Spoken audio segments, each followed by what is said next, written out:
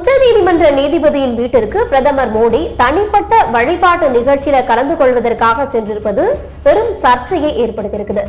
உச்சநீதிமன்ற தலைமை நீதிபதி TY சந்திரசூட் வீட்டுக்கு பிரதமர் மோடி சென்ற புகைப்படங்களும் வீடியோக்களும் இணையத்துல வைரலாகி விமர்சனங்களுக்கு ஆளாகி வருது. சந்திரசூட் வீட்டுல விநாயகருக்கு தீபம் காட்டி பிரதமர் மோடி வழிபாடு நடத்தியிருக்கிறாரு. இது நட்பு ரீதியில நல்ல விஷயம்னு ஒரு புறம் பார்க்கப்படுது. ஆனா மறுபுறம் சர்ச்சைக்கு விதிக்கப்பட்டிருக்குது.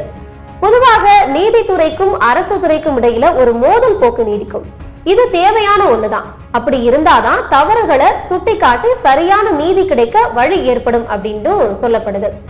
அதுலயும் TY சந்திரசூட் பொறுப்பேற்றதுல இருந்தே மத்திய பாஜக அரசுக்கு விளாசும் வகையில பல்வேறு உத்தரவுகளையும் தீர்ப்பையும் வழங்கிட்டு வராரு. இதையும் நம்ம பார்த்துட்டு வரோம். இதனால நேர்மையாக செயல்படக்கூடிய TY சந்திரசூட்டுடைய நிலைப்பாடு பலர்கிட்டையும் இருக்குது. இந்நிலையில இவருடைய வீட்டிற்கு பிரதமர் மோடி சென்ற புதிய உறவின் அச்சாரமா அப்படிங்கிற ஒரு கேள்வி எழுந்திருக்குது.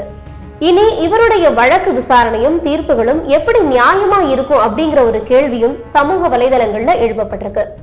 சிவசேனா உத்தவ் தாக்கரே கட்சி தலைவர் சஞ்சய் ராவத் ஒரு பதில வெளியிட்டிருக்கிறாரு.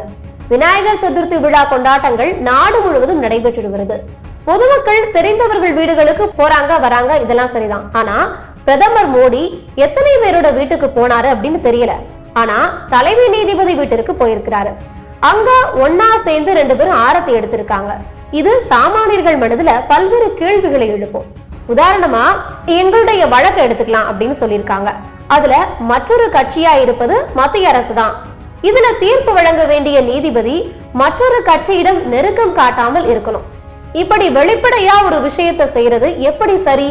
அது மட்டும் இல்லாம எங்களுடைய வழக்குல சரியான தீர்ப்பை நீதிபதி வழங்குவாரா அப்படிங்கிற ஒரு கேள்வியும் எழுப்பியிருக்கிறாரு.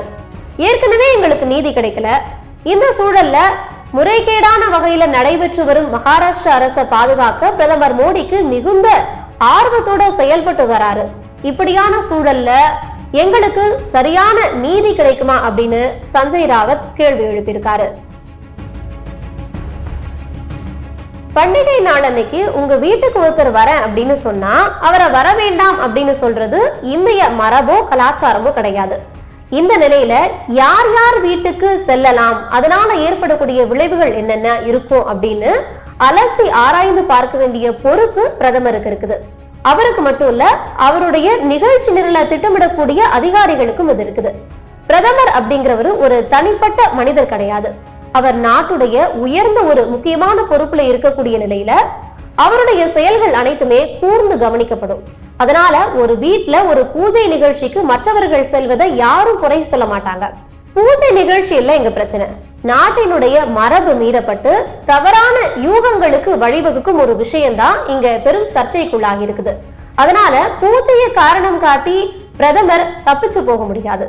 அவருடைய பக்தியை வெளிக்காட்ட எத்தனையோ வழிமுறைகள் இருக்குது. அவருக்கு தலைமை நீதிபதியின் வீடுதான் கிடைச்சிச்சா அப்படிங்கிற ஒரு கேள்வி எழுது நியாயமான விஷயம்தான். உச்ச நீதிமன்ற தலைமை நீதியரசர் சந்திரசூட் சஞ்சய் ராவத் பல்வேறு சந்தேகங்களை எழுப்பிய போதிலும் நீதித்துறை மீது நீதியரசர்கள் மீது மக்கள் பெரும் நம்பிக்கை வச்சிருக்காங்க.